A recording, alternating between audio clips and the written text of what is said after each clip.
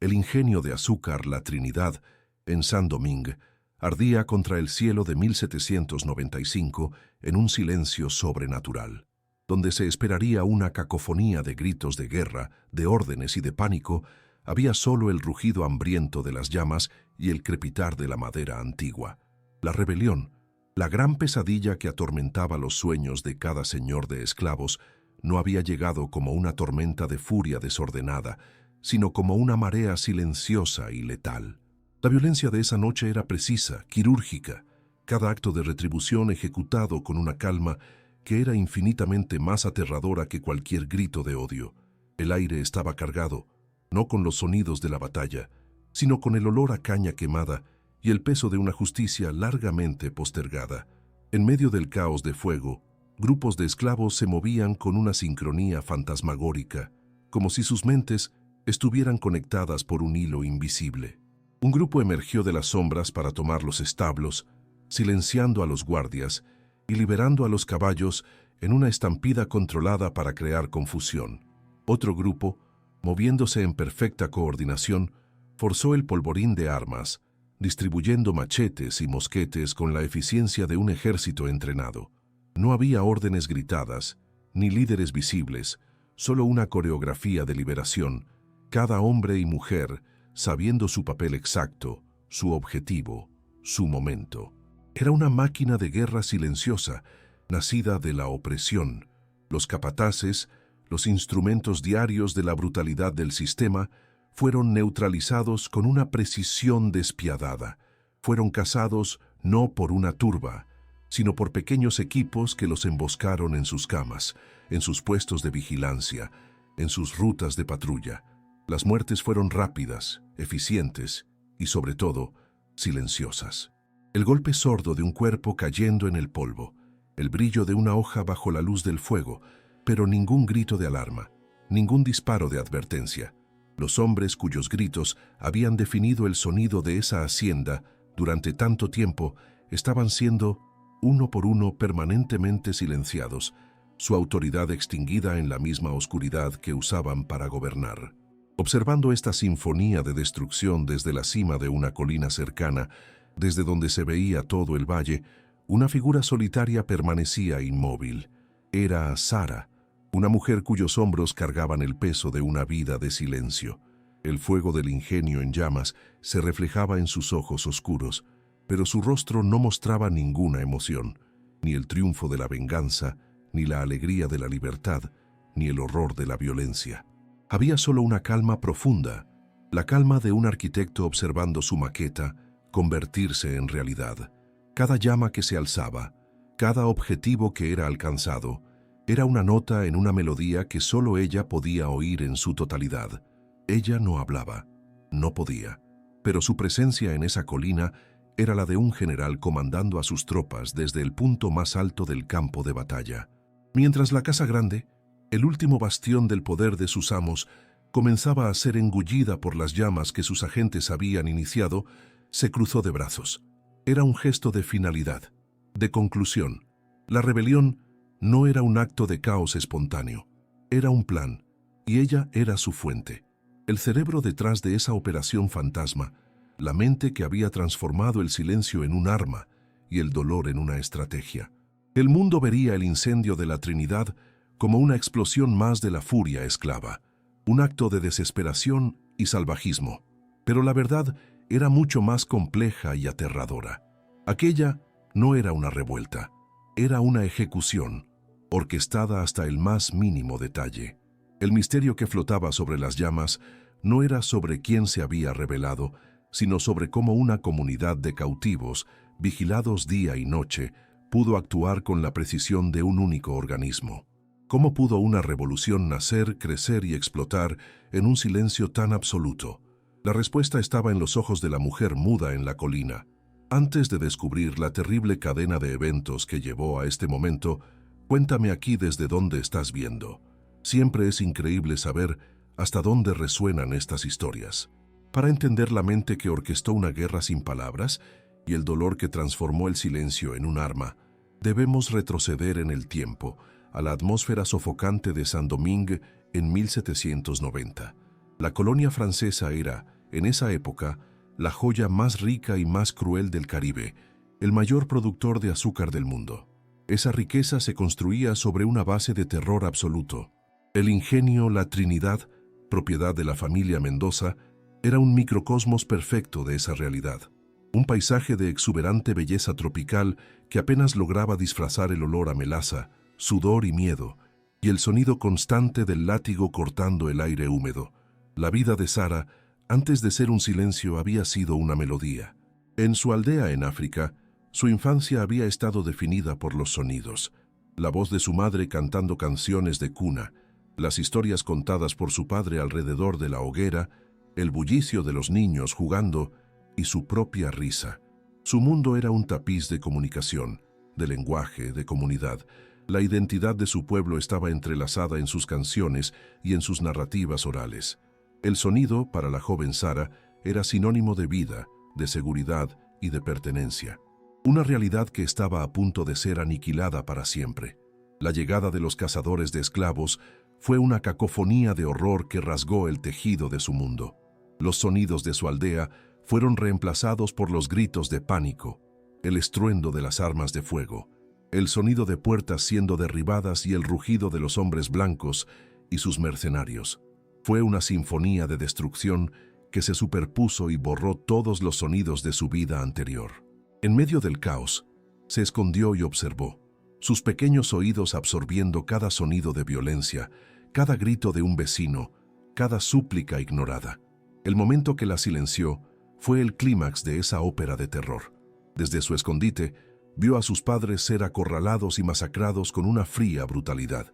El sonido del golpe final y el silencio que siguió a la caída de sus cuerpos fue tan absoluto, tan profundo, que algo dentro de ella se rompió. Un grito de horror y dolor subió por su garganta, pero murió antes de encontrar el aire, como si su propio cuerpo se negara a añadir un sonido más a ese infierno. El trauma fue tan violento que selló su voz para siempre, aprisionando ese grito en un silencio eterno. Tras la terrible travesía del Atlántico, Sara llegó a Saint-Domingue y fue vendida en el mercado de esclavos de Cap Français. Por ser muda, fue considerada mercancía defectuosa y vendida a bajo precio. Fue adquirida por la familia Mendoza, que la vio como ideal para el servicio doméstico. Una esclava que no podía hablar, no podía responder, no podía quejarse y, lo más importante, no podía chismorrear. Su discapacidad, a los ojos de ellos, era una virtud, una garantía de sumisión silenciosa. La pusieron en la casa grande, creyendo que habían adquirido un autómata inofensivo. Esa suposición fue su mayor error. Al considerarla simple y vacía, la hicieron invisible. La familia Mendoza y sus invitados hablaban abiertamente frente a ella, como si fuera un mueble. Escuchó planes de negocios, confesiones de adulterio, discusiones sobre el castigo de otros esclavos y, crucialmente, las crecientes preocupaciones sobre una posible revuelta. Su mudez era el disfraz perfecto, un manto de invisibilidad que le daba acceso irrestricto a las debilidades, los miedos y los secretos más profundos de sus enemigos. La pérdida de su voz forzó a su mente a adaptarse, a redirigir la energía del habla a sus otros sentidos. Su visión se volvió casi fotográfica. Memorizaba la ubicación de cada llave, el plano de cada habitación, los rostros de cada visitante. Su oído se agudizó, capaz de discernir el humor de su amo por el peso de sus pasos en el suelo.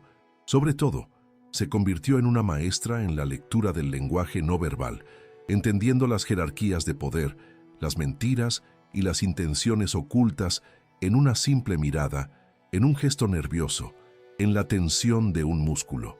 Su trabajo en la casa grande la colocó en una posición única para presenciar la crueldad del sistema en su forma más íntima.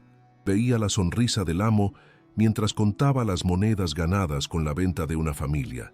Veía la indiferencia de la señora al ordenar que una sierva fuera azotada por romper una taza, y veía la lujuria depredadora en los ojos de los hijos cuando miraban a las jóvenes del barracón. Era la testigo ocular de cada pecado, de cada acto de depravación cometido a puerta cerrada. Como no podía expresar su horror, su rabia o su dolor, todo era absorbido y almacenado en su silencio. Su interior se convirtió en un vasto depósito de sufrimiento, no solo el suyo, sino el de toda la plantación. Cada grito que oía venir de la picota, cada llanto ahogado que escuchaba en el barracón por la noche, cada historia de injusticia que veía en sus ojos, se añadía a su archivo de dolor. Su silencio no estaba vacío, era un océano presurizado de gritos no gritados. Con el tiempo, los otros esclavos llegaron a entender la naturaleza del silencio de Sara. Vieron que, aunque no podía hablar, sus ojos contenían una profundidad de comprensión y empatía que era un bálsamo. Empezaron a buscarla, no para conversar, sino para estar en su presencia. Le confesaban sus penas, sabiendo que sus secretos estarían a salvo para siempre en su silencio. Se convirtió en la confidente silenciosa de la comunidad, la madre que escuchaba todos los dolores sin pronunciar jamás una palabra de juicio. En la comunidad del barracón había otro pilar de fuerza, un viejo curandero llamado Babatunde, el único que, como Sara, todavía recordaba vívidamente África. Él era el guardián de las tradiciones, el líder espiritual que mantenía viva la llama de la herencia yoruba.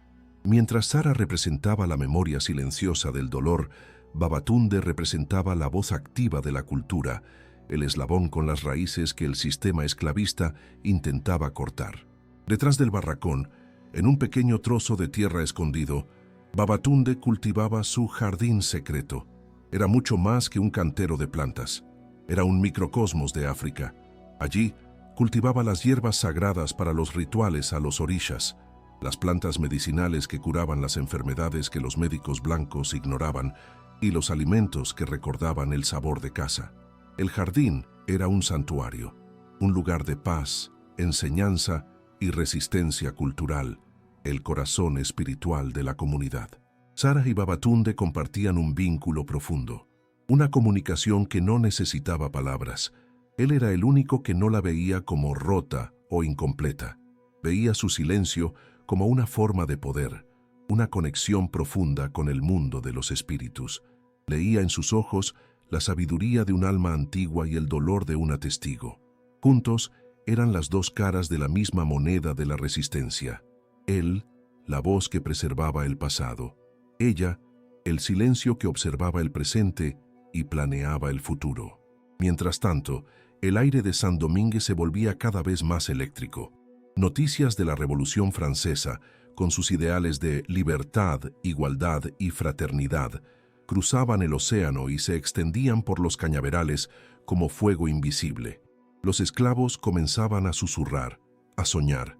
En respuesta, los señores de esclavos, aterrorizados ante la posibilidad de una revuelta, intensificaron la brutalidad, creyendo que el miedo era la única cura para las ideas de libertad. La hacienda La Trinidad se convirtió en una olla a presión. La crueldad de los Mendoza aumentó y la esperanza susurrada de los esclavos se convirtió en una corriente subterránea de furia. Sara, la observadora silenciosa, lo veía todo. Veía la creciente arrogancia de sus amos y la creciente desesperación de su gente. Ella, la mujer que el sistema consideraba la más inofensiva, era, en realidad, la más peligrosa de todas. Era un mapa viviente de las debilidades de sus enemigos y un archivo completo de sus crímenes, esperando solo el catalizador que transformaría su conocimiento en acción. El catalizador que finalmente transformó el dolor contenido de Sara en un plan de guerra fue la profanación de un santuario. En los meses previos a la rebelión, un espíritu de desafío silencioso, alimentado por las noticias de la revolución en Francia, comenzó a extenderse por el barracón. El trabajo en los campos de caña se volvió más lento. Las herramientas se rompían con una frecuencia sospechosa y la producción de azúcar comenzó a caer. Don Mendoza, el amo de la Trinidad, sintió esta resistencia pasiva como una afrenta personal. Incapaz de identificar a un líder o un acto claro de insubordinación para castigar, su furia crecía, buscando un objetivo para descargar su frustración. Sus espías, esclavos leales comprados con privilegios, le trajeron la respuesta. Le hablaron de un jardín secreto, un pequeño pedazo de tierra escondido detrás del barracón, cultivado por el viejo curandero, Babatunde. Le informaron que no era solo un cantero de hierbas, sino el corazón espiritual de la comunidad, un lugar donde se mantenían vivas las tradiciones africanas, donde los niños aprendían sobre los dioses antiguos y donde se nutría el espíritu de resistencia. Don Mendoza, en su furia, vio la oportunidad perfecta. Para matar la esperanza necesitaba arrancar la raíz. Una tarde calurosa, él y sus capataces, montados a caballo, cayeron sobre el jardín. Era un lugar humilde, pero vibrante, lleno del olor a menta, albahaca sagrada y otras hierbas que Babatunde usaba para curar a los enfermos y para sus rituales. Don Mendoza, con una sonrisa de escarnio, declaró que esa tierra era necesaria para ampliar los gallineros y que esa brujería salvaje terminaría ese día. Dio la orden, y los capataces, con machetes y la fuerza bruta de los caballos, comenzaron a destruirlo todo, pisoteando las plantas, arrancando las raíces, profanando el suelo sagrado. Babatunde, un hombre frágil y encorvado por la edad, pero con una dignidad inquebrantable, se interpuso ante ellos. No luchó, no gritó. Simplemente se paró frente a una planta rara que había traído como semilla desde África y dijo en su lengua yoruba: «Pueden quitarme la vida, pero no tocarán el alma de nuestra tierra». Don Mendoza, enfurecido por la audacia de ese desafío pacífico, vio allí la oportunidad de dar su lección ejemplar. La resistencia del barracón decidió, moriría junto con ese viejo. Ordenó a sus hombres que ataran a Babatunde al gran árbol que daba sombra al jardín. Y frente a toda la comunidad del barracón, que fue forzada a reunirse y mirar, él mismo tomó el látigo. Lo que siguió no fue un castigo, fue un ritual de humillación y asesinato. Cada golpe del látigo que rasgaba la piel del viejo curandero era un ataque no solo a un hombre, sino a una cultura, a una fe, a la memoria de un pueblo entero. Sara, en medio de la multitud, observaba, su rostro una máscara, pero sus ojos registrando cada detalle de la atrocidad. Babatunde no gritó pidiendo misericordia. Con sus últimos alientos, recitó los nombres de los orishas, sus labios ensangrentados, susurrando una última plegaria. Su muerte fue un acto de martirio, su vida desvaneciéndose para proteger la santidad de su pequeño pedazo de África. Cuando finalmente cayó, el jardín estaba destruido y el corazón espiritual del barracón roto. Don Mendoza, satisfecho, arrojó el látigo al suelo y se alejó, dejando atrás un cuerpo sin vida y una comunidad sumida en una profunda y silenciosa desesperación. Esa noche, el barracón fue un lugar de luto mudo. La gente lloraba en silencio en sus chozas, el miedo y el dolor pesando sobre ellos como un sudario. Habían perdido no solo a un curandero, sino su último eslabón vivo con la tierra natal, su última fuente de esperanza espiritual. Sara, sin embargo, no lloró. Caminó en la oscuridad hasta las ruinas del jardín. En lugar de sentir el dolor de la pérdida, sintió una claridad terrible. Los lamentos eran inútiles. Las plegarias no habían salvado a Babatunde. La resistencia pasiva solo había invitado a una destrucción aún mayor. En ese suelo profanado, entre las hojas pisoteadas y las raíces arrancadas, Sara tuvo su epifanía. El dolor de su gente, como un río, necesitaba un canal. Sin dirección, solo se extendería y se disiparía en un pantano de desesperación. Ella, la observadora silenciosa, la receptora de todos los dolores, se dio cuenta de que su propósito no era solo sentir, sino actuar. Ella sería el canal. Transformaría ese océano de sufrimiento en una ola arrolladora que limpiaría la tierra de sus opresores. El jardín destruido sería replantado, no con hierbas, sino con las semillas de una guerra. Su transformación fue instantánea y total. La mujer que absorbía el dolor se convirtió en la mujer que lo transformaría en un arma. Su silencio, antes una prisión, se convirtió en su mayor ventaja. Se dio cuenta de que una rebelión ruidosa, nacida de la rabia caliente, estaría condenada al fracaso. La respuesta era una rebelión fría, metódica y sobre todo silenciosa. Una guerra librada en secreto, planeada y comunicada bajo las narices de sus enemigos, usando la invisibilidad que su condición de muda le confería. La observadora se convertiría en la general, y el arma para esta guerra sería la información. Durante años, su mente había sido un diario, registrando cada detalle de la Trinidad. Conocía la ruta de cada patrulla, el tiempo que le tomaba a cada capataz hacer su ronda. Sabía qué llave en qué clavo abría qué puerta. Sabía el día exacto del mes en que se reabastecían las municiones y la pólvora en el polvorín. Sabía que la madera de la terraza trasera de la casa grande estaba podrida e inflamable. Su cerebro contenía un mapa completo de la anatomía y la rutina de su enemigo. El mayor desafío, sin embargo, era la comunicación. Cómo transmitir un plan tan complejo a cientos de esclavos, la mayoría analfabetos, bajo vigilancia constante, sin pronunciar una sola palabra. La respuesta vino del propio paisaje de su opresión. Usaría los objetos y las rutinas diarias de la hacienda como su pizarra, creando un lenguaje de símbolos que solo los esclavos, sintonizados con los matices de su entorno, podrían leer. Su mundo se convertiría en un libro codificado de liberación. El primer elemento de su lenguaje fue el tiempo. La rebelión necesitaba ser sincronizada. Para ello, usó la cuerda del pozo central, un lugar que todos visitaban a diario. Cada día, haría un número específico de nudos en la punta de la cuerda, visible solo para quien la jalara. Cada nudo representaría un día. Cuando la cuerda apareciera sin nudos, esa sería la noche de la revuelta. Para marcar la hora, usaría la campana de la capilla. La rebelión comenzaría al sonido de la 9ª campanada de la noche. El segundo elemento fueron los objetivos. Para ello, usó el tendedero de la ropa, otra vista común e ignorada por los amos. El orden y el color de la ropa colgada se convertirían en un código militar. Una camisa roja al principio de la línea significaba que el objetivo era el polvorín de armas. Un pantalón blanco en el medio, los establos, para asegurar los caballos para la huida. Un paño negro al final, los alojamientos de los capataces. La tarea más mundana de la hacienda se convirtió en su mapa de batalla. El tercer elemento fueron las acciones y la confirmación. Usaría el ritmo. Como una de las responsables de reparar cercas y herramientas simples, su martillo era un sonido constante, una secuencia de 2 golpes rápidos y uno lento, repetida, significaba instrucción recibida y comprendida. El sonido del hacha cortando leña, en un patrón específico, podría comunicar la necesidad de más hombres para una tarea determinada. El trabajo esclavo se convirtió en el telégrafo de su revolución.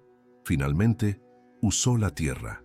Con una rama, dibujaba símbolos simples en el suelo polvoriento cerca del barracón, símbolos que parecían marcas infantiles o dibujos tribales sin sentido para los blancos, pero cada símbolo tenía un significado. Un círculo con un punto designaba el punto de encuentro del grupo de los establos. Una línea en zigzag mostraba la ruta de escape más segura a través de los cañaverales. El propio suelo que pisaban se convirtió en su manual de estrategia. El plan, en su totalidad, era una obra maestra de logística y subversión. Era una sinfonía silenciosa, donde cada esclavo se convertiría en un músico, tocando su parte en el momento exacto, todos dirigidos por la batuta invisible de Sara. Comenzó a enseñar su lenguaje lentamente, eligiendo primero a los líderes de confianza de cada sector, el herrero, la cocinera jefe, el líder de los trabajadores del campo, comunicándose con ellos a través de gestos y miradas que aprendieron a descifrar. La transformación de Sara estaba completa. El dolor por la muerte de Babatunde se había transmutado en una claridad de propósito implacable. Ya no solo sobrevivía, estaba orquestando la liberación. La mujer que había perdido la voz en el sonido de la violencia ahora usaba el silencio para crear una tormenta que limpiaría esa tierra para siempre. El jardín de Babatunde sería vengado, y de sus ruinas florecería una nueva y libre comunidad. Ahora que el plan está en marcha, quiero saber, ¿qué harías tú en su lugar? Escribe en los comentarios. Es fascinante leer cada perspectiva. En los días que siguieron a la muerte de Babatunde, un alma nueva descendió sobre el barracón de la Trinidad. El luto no se transformó en desesperación, como esperaba don Mendoza, sino en una quietud pesada y observadora. La catalizadora de este cambio fue Sara. A la mañana siguiente del asesinato, fue la primera en ir al pozo. Allí, en la cuerda que todos usarían a lo largo del día, hizo 10 nudos simples pero firmes. Luego, señaló al sol, después al horizonte donde se ponía y de nuevo a los nudos. La cocinera jefe, una matriarca respetada, observó el gesto y comprendió. No era una cuenta de días de luto, sino una cuenta regresiva. La venganza tenía una fecha. La cocinera se convirtió en la primera lugarteniente de Sara, su voz en el mundo hablado. Transmitió el significado de los nudos a los otros líderes de confianza. El herrero, el jefe de los establos, el líder de los trabajadores del campo. La información se extendió como una raíz subterránea, un sistema nervioso secreto que conectaba a la comunidad en una nueva conciencia. Cada mañana el primero en el pozo deshacía un nudo, y la noticia viajaba en silencio.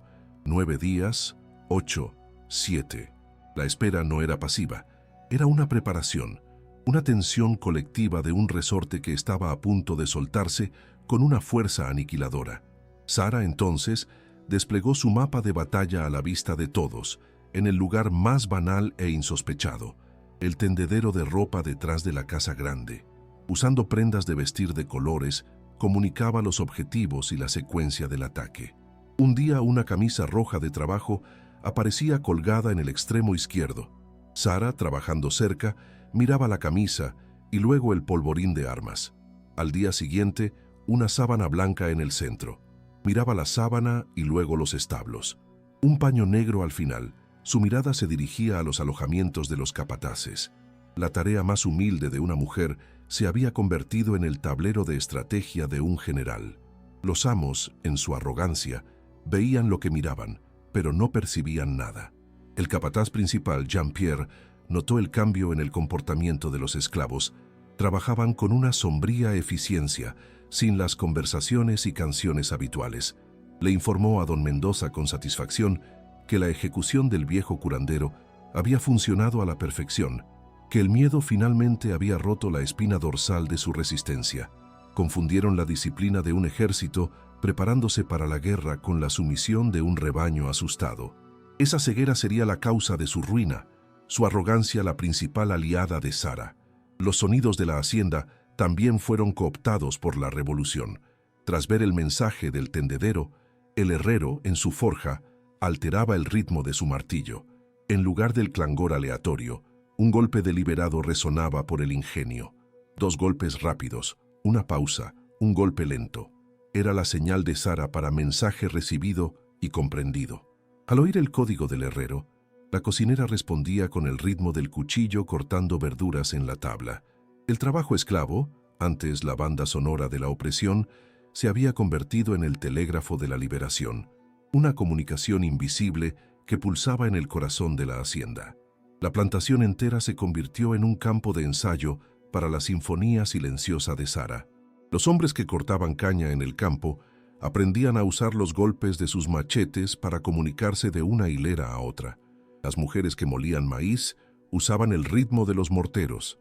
Sara, desde su puesto central, dirigía esta orquesta fantasma. Con el sonido de su propio martillo reparando una cerca, enviaba nuevas instrucciones, ajustaba horarios y recibía confirmaciones. Estaban aprendiendo a luchar juntos, a moverse como un solo cuerpo, todo bajo el disfraz del trabajo diario. Un joven capataz más atento y menos arrogante que los otros sintió que algo andaba mal.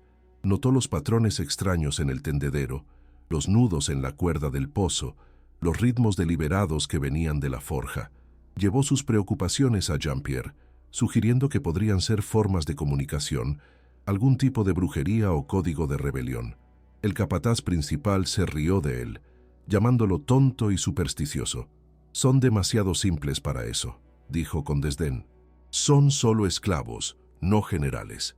La oportunidad de descubrir el plan fue descartada con una risa arrogante. La tensión entre los esclavos era palpable, una mezcla de miedo y una feroz esperanza. Estaban apostando sus vidas a un plan que no podían discutir, creado por una mujer que no podía hablar. La fe que depositaban en Sara era absoluta, casi religiosa. Encontraban fuerza en su silencio, en su calma inquebrantable. La mirada de ella no contenía duda, solo la fría certeza de quien ya había visualizado la victoria. Nunca les había prometido la libertad con palabras, pero cada gesto, cada señal, era un contrato de sangre, y ellos lo firmaban con su total confianza. La cuenta regresiva continuaba, cada nudo deshecho en la cuerda del pozo, un paso más cerca del abismo. 7, 6, 5. La proximidad de la fecha de la revuelta cargaba el aire con una electricidad que casi se podía tocar. Cada cruce de miradas en el patio era una confirmación. Cada tarea ejecutada era un paso en la preparación. Se escondían armas improvisadas. Se memorizaban rutas de escape. La comunidad, antes fragmentada por el dolor, ahora estaba unida por un propósito terrible y unificador. Se convirtieron en una sola voluntad, esperando la orden final de su líder silenciosa. Finalmente, llegó la mañana del último día. Al sacar el cubo del pozo, la cocinera vio que el último nudo había desaparecido. La cuerda estaba lisa. El mensaje era claro.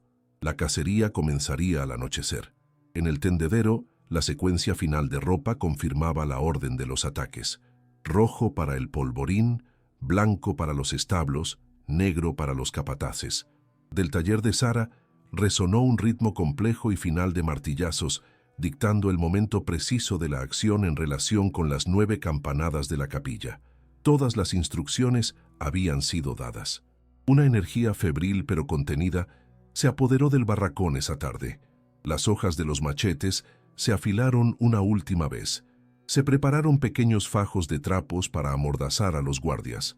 Los grupos de ataque revisaron mentalmente sus roles, sus objetivos, sus rutas. Ya no había miedo en sus rostros, solo una sombría resolución, la determinación de hombres y mujeres que ya habían muerto por dentro y que ahora estaban dispuestos a arriesgar sus cuerpos por una oportunidad de renacer. Estaban listos para recuperar en la oscuridad la vida que les habían robado bajo el sol.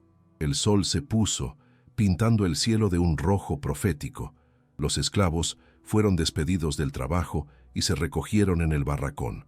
Los señores cenaron en la casa grande, bebiendo vino, riendo, completamente ajenos al hecho de que esa sería su última comida. La noche cayó sobre la Trinidad, trayendo una quietud engañosa. Era la calma antes de la tormenta, el silencio de un centenar de corazones latiendo al unísono, la respiración contenida de una revolución a punto de estallar. La orquesta silenciosa de Sara estaba afinada y esperaba solo la señal para comenzar su sinfonía. Cuando la campana de la capilla de la hacienda dio la 9ª campanada, el sonido viajó sobre un paisaje que ya había cambiado. Con la primera nota, como dirigidos por un maestro invisible, grupos de esclavos designados se movieron hacia las antorchas que iluminaban el patio y los edificios. Con la última campanada, en un único y coordinado gesto, todas las llamas fueron extinguidas. La hacienda La Trinidad se sumió en una oscuridad súbita y absoluta. El silencio que siguió no era de paz, sino el silencio de un depredador conteniendo la respiración antes de atacar. La sinfonía silenciosa de Sara había comenzado, y la oscuridad era su primera y más poderosa arma. En esa oscuridad fabricada, la coreografía de la muerte comenzó. El grupo del herrero, moviéndose con la familiaridad de quien conocía cada piedra del camino, llegó al polvorín de armas. El guardia, ciego y confundido por la repentina oscuridad, fue sometido antes de que pudiera dar la alarma. La puerta fue forzada con una palanca de hierro, y en minutos, los machetes y mosquetes, las herramientas de la opresión, estaban siendo distribuidos, transformando a agricultores en soldados. Las armas del amo estaban ahora en manos de aquellos a quienes más temía, un poder transferido en la oscuridad de la noche. Simultáneamente, en los establos, otro grupo actuó con la misma precisión letal. Los caballos, esenciales a cualquier intento de huida o persecución por parte de los señores, fueron rápidamente controlados. Los pocos capataces que dormían en los alojamientos de los establos fueron atados y amordazados en su sueño, su brutalidad neutralizada sin un solo grito. En menos de 10 minutos, la capacidad de sus opresores para huir o para dar la alarma a las plantaciones vecinas había sido completamente eliminada. La isla de la Trinidad estaba ahora aislada del resto del mundo, un escenario privado para el acto final. La casa de los capataces en sus alojamientos principales fue el acto más peligroso de la noche. Equipos de 3 a 4 hombres, armados con machetes y la furia de toda una vida, irrumpieron en cada habitación. La operación se ejecutó con una brutalidad silenciosa que reflejaba la de los propios capataces. No hubo masacres indiscriminadas, solo ejecuciones selectivas. Los hombres cuyas voces y látigos habían sido la banda sonora del terror de esa hacienda murieron en silencio, sus vidas extinguidas por la misma fuerza organizada y despiadada que ellos tanto se esforzaron por crear a través del miedo. Con el poder militar de la hacienda decapitado, el objetivo final era la Casa Grande. El grupo principal, ahora armado y confiado, rodeó el símbolo del poder de los Mendoza, pero no hubo un asedio ruidoso. Las puertas de la cocina, dejadas sin cerrojo por la cocinera jefe, les dieron acceso silencioso. Se extendieron por la planta baja como una marea de sombras, tomando el control de la casa desde adentro hacia afuera. Los pocos sirvientes leales al amo fueron sometidos. En menos de una hora la fortaleza de los Mendoza había sido tomada sin que se disparara un solo tiro. Fue entonces cuando Sara, la general silenciosa, entró en su palacio conquistado. Caminó a través de los lujosos salones, su calma presencia un crudo contraste con la tensión en el aire. Subió la gran escalinata, sus pasos los únicos sonidos en el silencio expectante. Llegó a la habitación principal, donde don Mendoza y su esposa estaban despiertos, acurrucados, escuchando los sutiles sonidos de su casa siendo tomada. Él la vio en la puerta, y su rostro se contorsionó en una máscara de incredulidad y terror. Esperaba un ejército, pero en su lugar estaba la esclava muda, la criatura que consideraba menos que un animal. Sara no hizo ningún gesto, no portaba un arma. Simplemente se quedó parada, mirándolo. En ese silencio, todo el poder de su venganza se concentró. Su silencio era un espejo, reflejando todos sus crímenes, todos los gritos que él había ignorado, todo el dolor que había infligido. Era un juicio sin palabras, una acusación tan profunda y tan total que ninguna defensa era posible. Él, el hombre de las órdenes y los gritos, fue finalmente confrontado por una fuerza que no podía intimidar, una fuerza que ni siquiera sabía que existía. Su imperio no había sido derribado por un ejército, sino por un silencio. Después de un largo momento que pareció una eternidad, Sara se dio la vuelta y salió de la habitación, tan silenciosamente como había entrado. Su venganza personal no era matar al hombre, sino mostrarle que había sido derrotado, que su poder era una ilusión. Al bajar las escaleras, hizo un único y sutil asentimiento a uno de sus lugartenientes que esperaba en el pasillo. Era la orden final. Momentos después, las primeras llamas, alimentadas por el queroseno que ella misma había colocado, comenzaron a lamer las paredes de la planta baja. La casa sería la pira funeraria y el fuego, el verdugo. La mañana siguiente amaneció sobre un paisaje transformado. La Casa Grande era un cascarón ennegrecido, humeando contra el cielo. Los cuerpos de los capataces habían sido enterrados, y los antiguos esclavos de la Trinidad estaban reunidos en el patio, no como propiedad, sino como ciudadanos de una nueva nación. La revolución silenciosa de Sara había sido un éxito absoluto. La hacienda, antes una máquina de tortura, era ahora un lienzo en blanco, listo para ser rediseñado con los principios de libertad y cooperación. La Trinidad se convirtió en un palenque, una comunidad libre y fortificada, un faro de esperanza en medio de la oscuridad de la esclavitud de Saint-Domingue. El liderazgo no fue tomado por un único rey, sino por un consejo formado por los lugartenientes de Sara en la revolución, el herrero, la cocinera, el jefe de los establos. Aprendieron de ella a gobernar no con órdenes, sino con consenso, a comunicarse con respeto y eficiencia, a construir en lugar de solo destruir. Sara nunca asumió un título formal, no lo necesitaba. Su autoridad era moral, su presencia, una inspiración. Se convirtió en el alma silenciosa de la comunidad, la guardiana de la memoria de su lucha.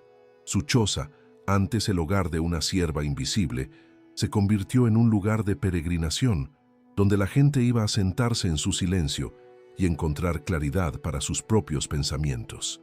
Era la prueba viviente de que la fuerza más verdadera no reside en la voz, sino en la voluntad.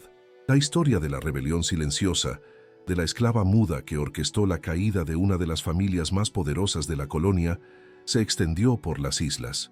Se convirtió en una leyenda poderosa y subversiva, un nuevo tipo de historia de revolución. Enseñó que la fuerza bruta no era la única arma, que la observación cuidadosa, la planificación meticulosa y la unidad silenciosa podían ser aún más letales.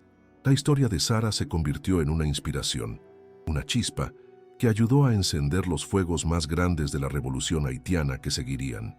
La llamaron demonio, hechicera, una fuerza de la naturaleza que trajo el infierno a la tierra, la mujer cuyo silencio era más mortal que la hoja de cualquier hombre. Si esta historia de justicia y consecuencia también te conmovió, no te la guardes solo para ti. Pero para cada esclavo que miraba las ennegrecidas ruinas de la Casa Grande o que escuchaba la leyenda de la rebelión silenciosa, Sara era el ángel de la liberación. Su vida y su victoria se convirtieron en un testamento inmortal, demostrando a todos, para siempre, que no es necesario tener una voz para gritar por libertad. Deja tu like, comparte y suscríbete para acompañar más historias que revelan las verdades ocultas de nuestro pasado.